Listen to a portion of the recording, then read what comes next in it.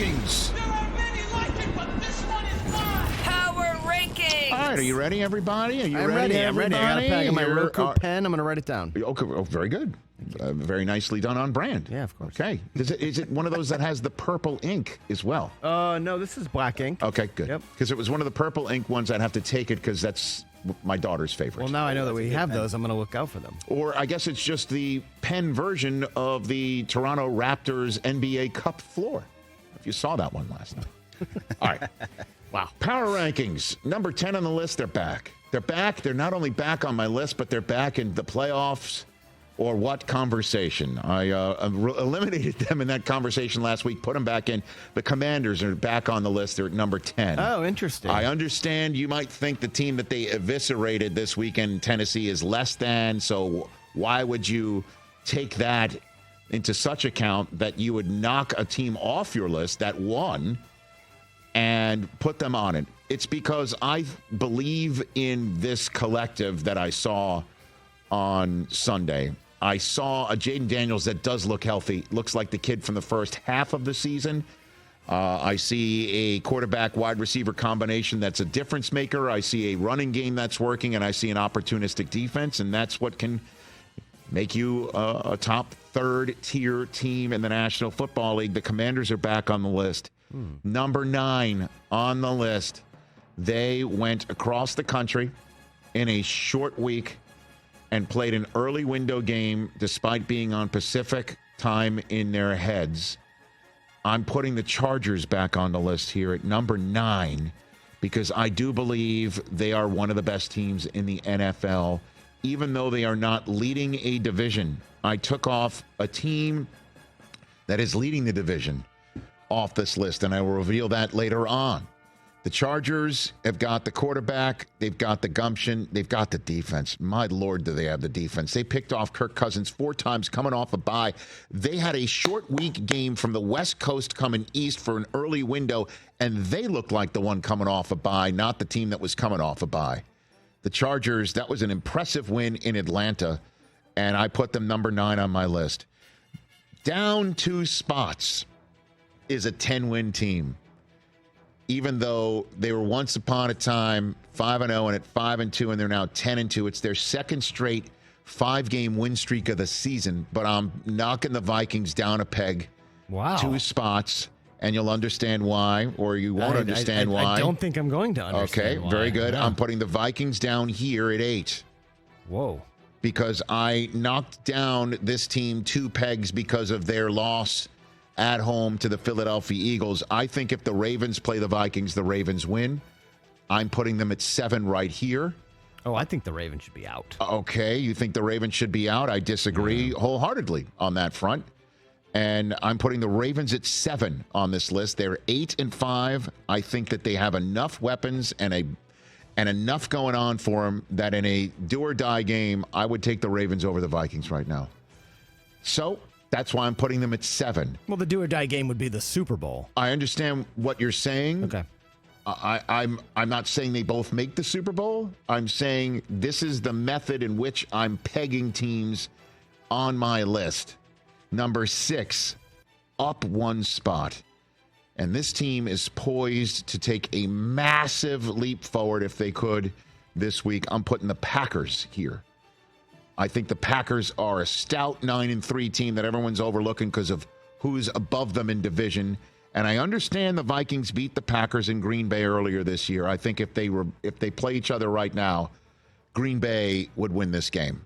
And by the way, they are playing each other. Let me make sure I get this appropriate. In Week 17 in Minnesota. Maybe I'll be wrong. But I like what the Packers look like right now at their 3 wins in a row. And I know the Vikings have won 5 in a row. Packers have won 7 of 8, guys. They're 9-3, and they're taking on the Lions in one night, and that's going to be so big. Top 5. Number 5 on this list, up 3 spots. I'm putting the Steelers back in my top 5. Ooh. Opportunistic on defense, Hall of Fame head coach, a quarterback that is playing like his old Hall of Fame self right now, and a run game that's there. All phases are clicking right now for the Steelers, who are top 5, taking on the Browns this week. Number 4, the 2-time defending Super Bowl champs stay like a buffalo. The Chiefs are sitting there at 4 right now. Like a buffalo. I think this is going to be a monumental Christmas game on Netflix that you could see right here on Roku. That's going to be huge in Week 17. Next up, though, is the Chargers on Sunday night. We'll see if the Chargers are worthy of being popped back on my power rankings list at 9 in that game. Can't wait to see what the Chiefs look like against the Chargers. We shall see. They're number 4 on the list. The number 3 team on this list, the Buffalo Bills, stay like a buffalo. Stays like a buffalo. There they are, number 3, with an MVP quarterback and a rampaging team filled with momentum and joy and love for one another, playing like a team that can win the Super Bowl. No doubt about it. Number 2 and then number 1. As you know, I've had the Lions atop my list ever since the Chiefs lost. I said I was going to keep the Chiefs on this list atop the list until they lost. Then they did. Then I knocked them down. Then I put the Lions there. And I thought to myself, I'm going to keep the Lions there until they lose. That said, based on the way that I'm seeing these two teams play over the last several weeks, I'm going to, even though I have the Lions making the Super Bowl, and I will still stand by it, but it is about currency right now. Be careful.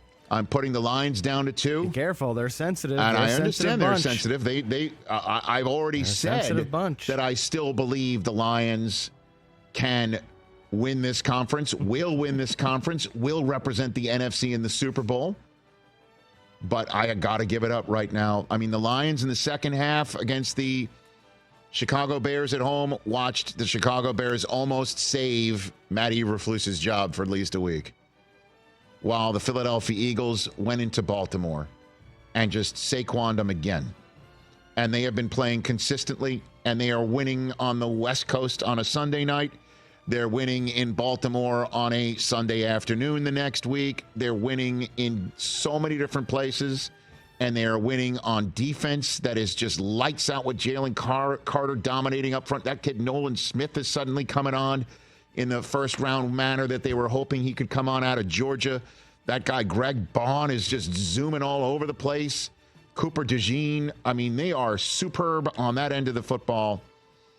And then MVP candidates all over the place on the offensive side of things. And I got to give it up to the Philadelphia Eagles. They are currently playing like the best team in football.